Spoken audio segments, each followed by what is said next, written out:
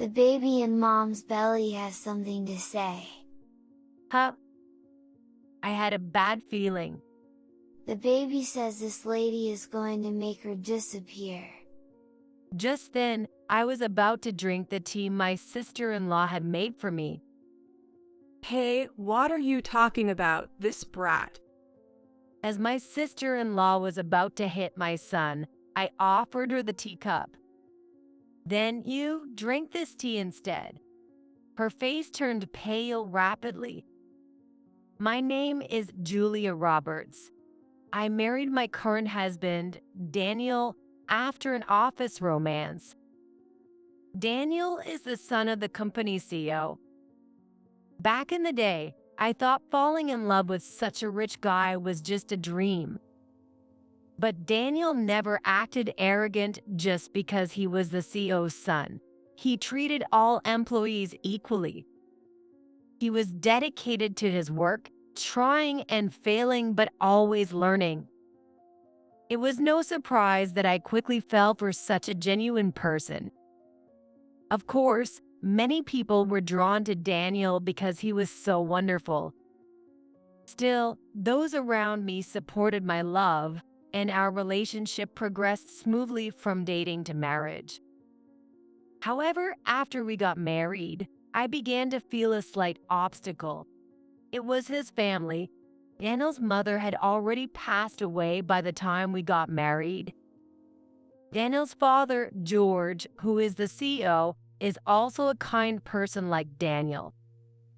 He accepted our marriage with grace, despite me being an ordinary employee. At first glance, it seemed like there were no problems, but the trouble came from Daniel's sister, Miranda. Unlike Daniel, his father, and the late mother in the photos, who lived a frugal life, Miranda was different. Daniel, for instance, still cherishes and uses the tie and wallet I gave him years before we got married, and his father still uses a fountain pen his wife gave him when they first married, even decades later. From the photos I've seen of his mother, she never dressed extravagantly or spent lots of money on hobbies. She appeared to be an ordinary, modest woman. But Miranda is different.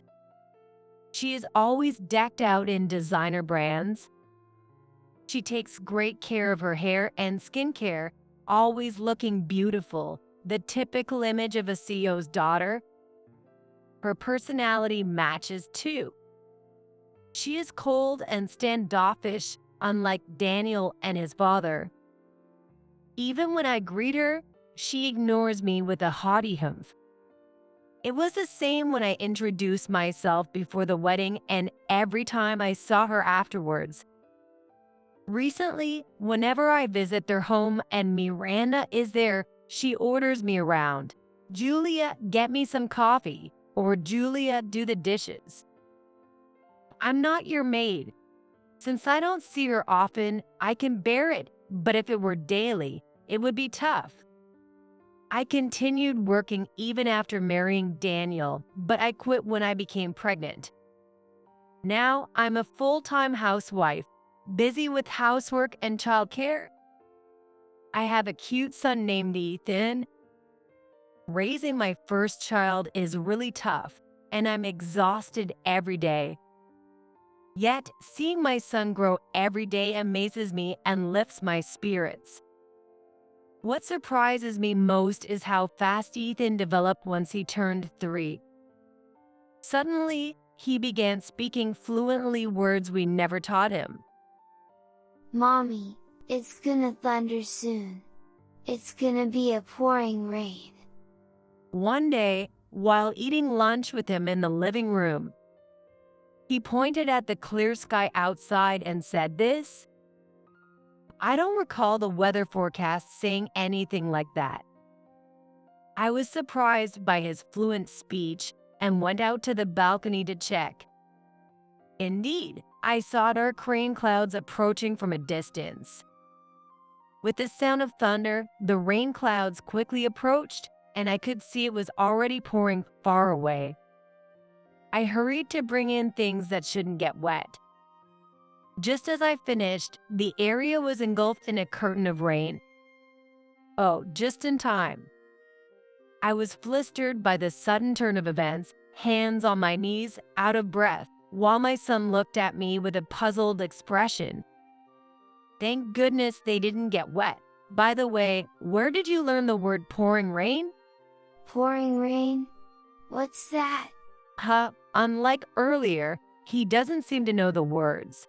Remember, you told me it was going to thunder and pour earlier? Whom? No, I don't know anything about pouring rain.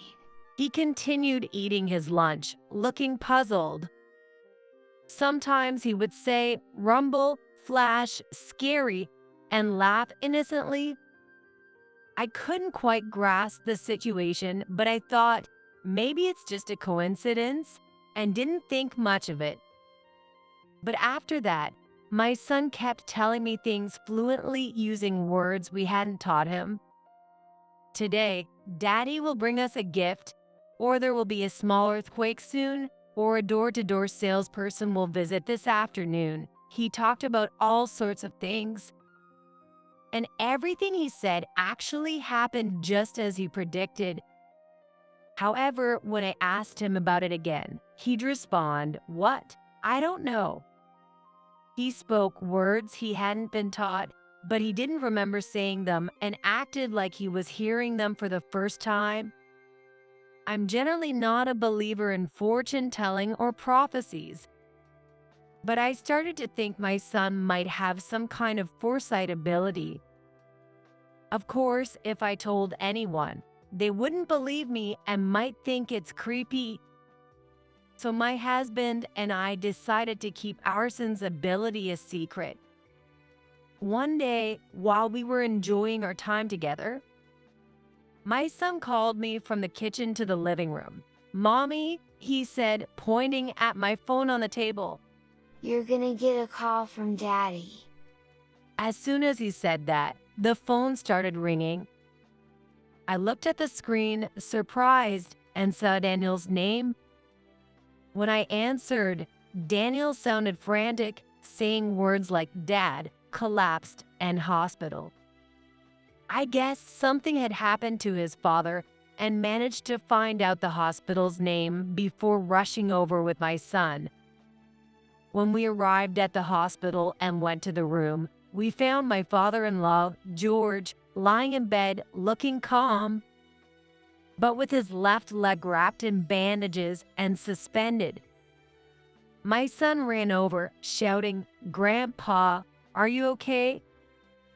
I was also shocked and stood frozen, but George smiled and offered me a chair beside the bed. As I sat down and started to speak, Daniel told me you collapsed. George began to explain the situation, looking a bit embarrassed. Apparently, he had been troubled by something recently and hadn't been getting enough sleep for the past week. This lack of sleep caused him to miss a step on the stairs at home and break his left leg. I wondered what had troubled him so much. I offered to listen if he wanted to talk, but he declined, saying he didn't want to be a burden. The doctors said he could be discharged soon if there were no complications, so I decided to help him out at home for a while.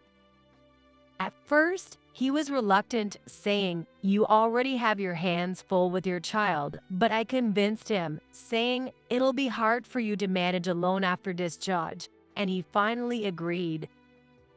His kindness remained unchanged from when I was an employee and after I married Daniel. Both my son and I love him very much. That's why I thought taking care of George would be a way to repay his kindness, and my son seemed happy to play with him. Though his broken leg was unfortunate, it was nice to see our family bonds growing stronger. "Grandpa, watch this. This goes like this." Very good. "George, I made some coffee. Would you like some?" Oh, Julia, thank you. I appreciate it. Today, my son and I are visiting my father-in-law's house again. We're having coffee, and my son is drinking apple juice. As we chat over coffee, George starts to speak more seriously. Julia, I can thank you enough. You come here every day to take care of this old manual, and you bring my adorable grandson too. I'm so lucky to have such a family. Oh, George, you don't need to say that. It's us who are grateful. Thank you for everything you do for us. No, I was always busy with work and left everything about the kids to my wife. Because of that, I didn't know how to connect with my kids. Over the years, I've had more time to spend with my family, but I never really connected with my kids, especially Miranda. I still regret not focusing more on my family. He spoke with a hint of sadness. Before I quit my job, I often heard rumors that the CEO lived for his work. So, Julia, I can thank you enough for treating me like family and showing me the importance of family and supporting each other. I can only repay you with my inheritance. He laughed, trying to lighten the mood. Oh, George, please don't say such things. You need to live a long life to watch my son grow up. That's all I wish for. I waved my hands, trying to encourage him. Well said, he replied with a smile. Just then, the hallway door burst open and Miranda walked in with loud steps. She glanced around at us in the living room. How long has she been here? I was startled but quickly straightened up and greeted her. It's been a while, Miranda. How have you been? She snickered and walked over to sit in an empty chair. Long time no see, Julia. Though her tone was snide, it was rare for her to respond. An awkward silence followed. It felt like an eternity, though it was probably only about 30 seconds. What are you daydreaming about? Where's my coffee? Oh, right. Sorry, I'll get it right away. I snapped out of it and hurried to the kitchen. My body just reacted automatically, so that silence was just her waiting for me to serve coffee. So, I hear you've been coming over often, taking care of Dad. With trembling hands, I placed the teacup in front of her as she asked. Yes, I try to come every day and help as much as I can. Well then, from now on, please take care of the cooking, laundry, cleaning, and shopping. Also, pick up my clothes from the dry cleaners on Main Street later. And these clothes here need to be dry cleaned too. Take them with you when you go, Anne. What? No, that's... What? Do you have a problem with that? Thanks in advance. With that, she retreated to her room, grabbed her designer coat and bag, and left in a hurry. Wait, I'm here to take care of my father-in-law, not to be a maid for Miranda. Why do I have to take care of her too? Apparently, Miranda had recently returned to the family home. Since Miranda was fully capable, she could take care of herself. One day, about 6 months later, I arrived at my father-in-law's house and opened the mailbox, thinking, I wonder how George is feeling today? Because George still couldn't walk long distances, I always checked and brought in the mail for him. Inside the mailbox this time, there was an unbelievable item, a letter addressed to Miranda. I was so shocked that I was left frozen in place. Could this be the source of George's worries? If it was, I didn't feel like discussing it with George. I finished my caregiving in a daze and went home to tell Daniel about what happened. Daniel was clearly shocked by my story. However, he replied vaguely, well, that's Miranda's issue. Maybe Daniel was also having trouble dealing with his overbearing sister? After that, I started feeling unwell for several days. It didn't seem like a cold or food poisoning. I couldn't focus on housework and lay down on the couch when my son came over. Sorry, sweetie, mommy's not feeling well. Mommy, there's a baby in your tummy. I couldn't believe my ears. Seeing my son's matter-of-fact expression, I decided to take a testament, and it was positive. Just as my son said, I was expecting another baby. I immediately told Daniel. He was overjoyed, saying, "We're going to have a bigger family." One day, as my pregnancy progressed and my belly grew, I felt better and Daniel had the day off, so we decided to visit George. I hadn't been able to visit often lately, but I'd heard that George's left leg had healed enough for him to walk without problems. When we arrived and rang the doorbell, it was Miranda who opened the door. I thought, oh no, but she greeted us with a warm smile. Welcome. I was taken aback. Miranda had never shown this side before. She feels completely different from the way she used to treat me when she was always bossing me around. She led us to the living room, and soon we were served tea and snacks.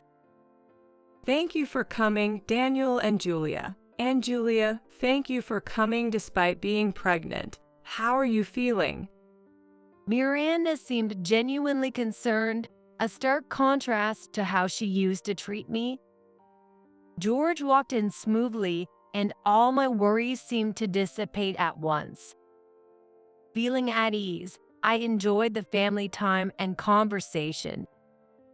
Please have some snacks. They go perfectly with the tea. I'm sure you'll like them, Julia. Daniel, remember the brand. Miranda even joked a bit. What a wonderful person she is.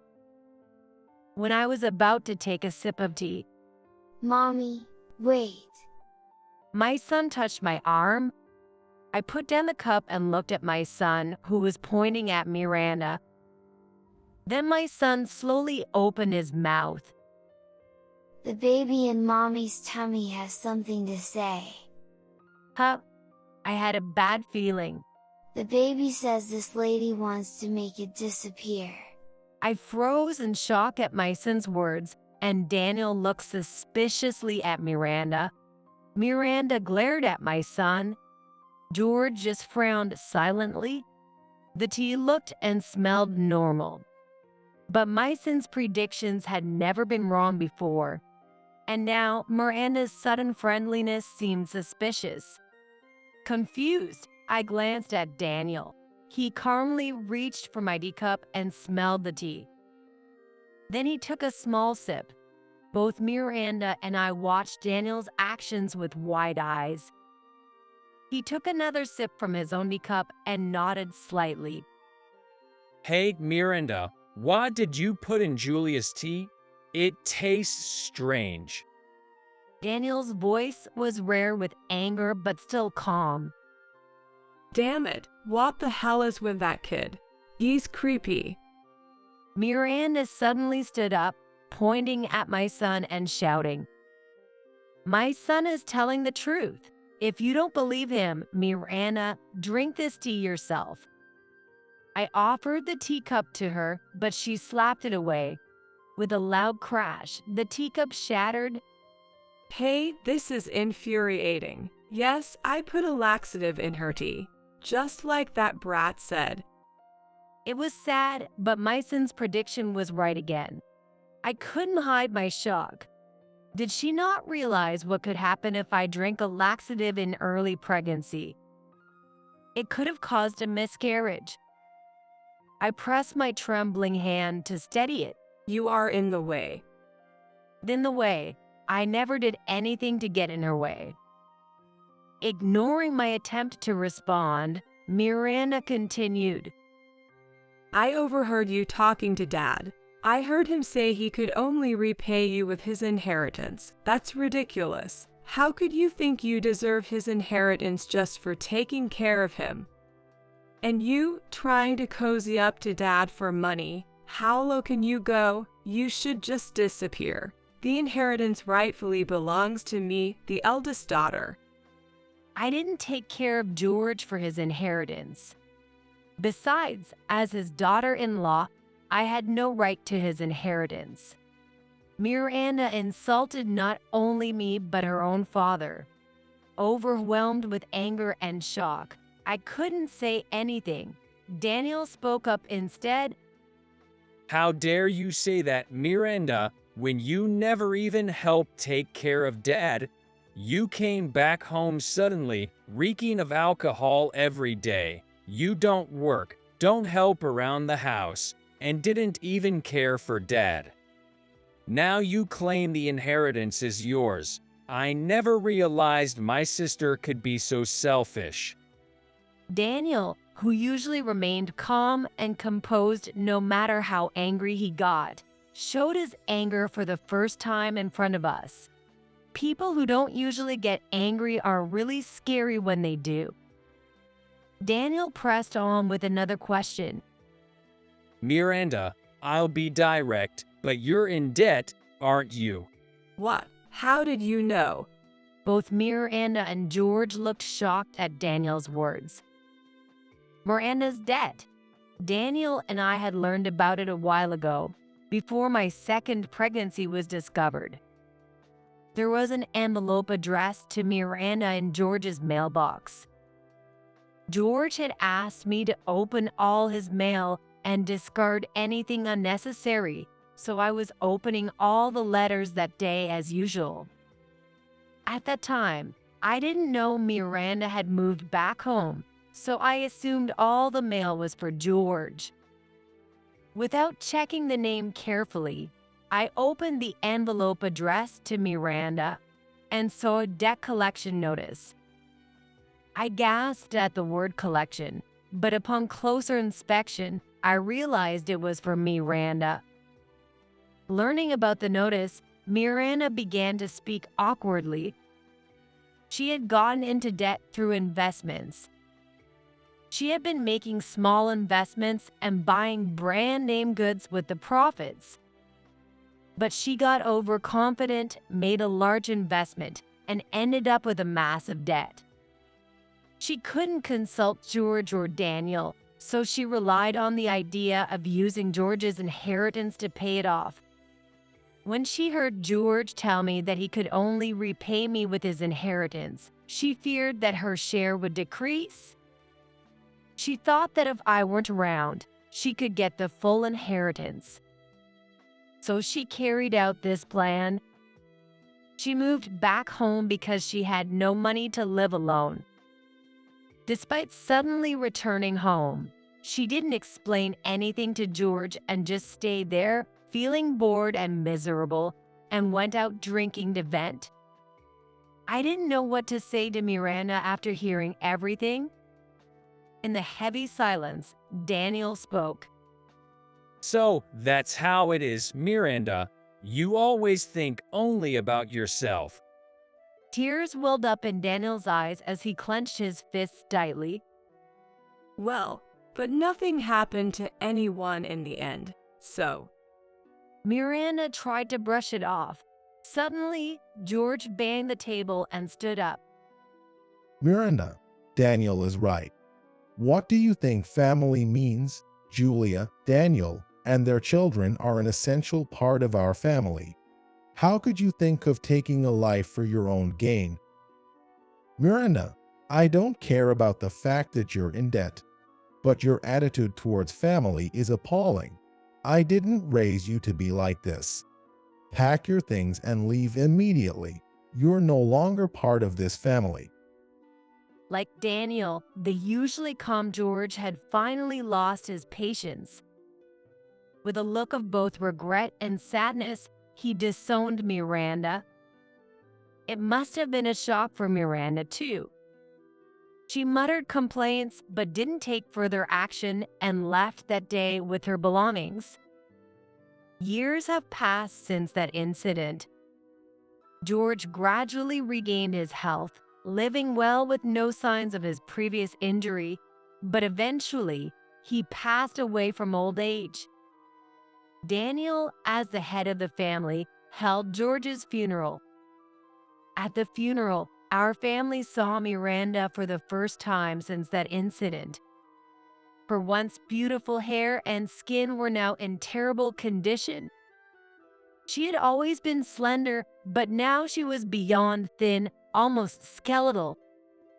Her morning dress was an old, worn-out dress, wrinkled and shabby.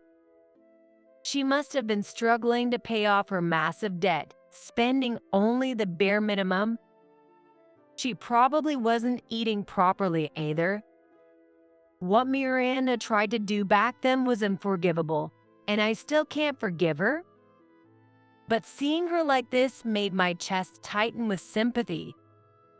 Trying to stay out of sight, Miranda was huddled in a corner, leaning against the wall with vacant eyes.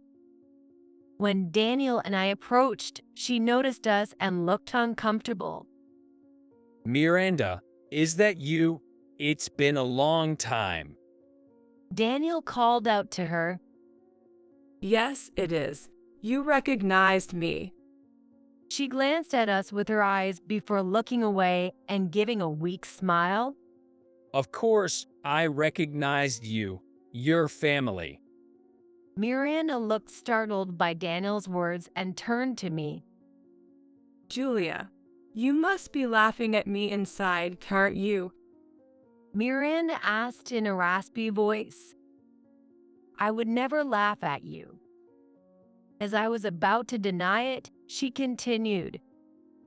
Actually, I wasn't annoyed by you. I was jealous of you. I was envious. My personality kept me from finding a husband. I could date but never get to marriage. I wanted children of my own. I boasted that I would have a child fit to succeed Dad, but it never happened. Besides, Dad never loved me. Seeing you married with 2 kids, accepted and adored by Dad as family. I envied you, Julia. You had everything I wanted. Miranda's words trailed off as she gave a weak laugh and sighed deeply. Listening to her, I began to understand why she had treated me the way she did. But there was one thing I had to tell her. I needed to say this to feel at peace. Miranda, you're wrong. Who told you that George didn't love you? I crouched down to meet her eye level. Miranda looked surprised as I continued. Before he passed, George told me many times how much he appreciated you and Daniel. He regretted not spending enough time with you both, especially you, Miranda. He blamed himself every day, wondering how he could have shown his love to you. He loved you deeply. Miranda's eyes filled with tears, and he left a message for you. I handed her a letter that George had entrusted to me. It read, To Miranda, I'm truly sorry for not spending time with you and playing with you when you were a child. Please use my inheritance to pay off your debt. Thanks to you, I could work hard. I leaned on you without complaint, my good daughter. I'm deeply grateful. Thank you for being born to me. Even if I go first, I'll always be on your side. You'll always be an important part of our family. Dad, it's too late now. Miranda's tears fell heavily, smudging the words written by George on the letter. In the end, Miranda decided to pay off her debts on her own without using her father's inheritance. Though George has passed away, I believe he helped Miranda change her ways. Family members are the closest people to us. That's why sometimes we don't know how to interact with them. But family ties are unbreakable, bound by strong love. Thanks to Miranda, I was able to reaffirm this. So from now on, with my husband Daniel, our 2 children, and including Miranda, I hope we can all live supporting each other as an irreplaceable family.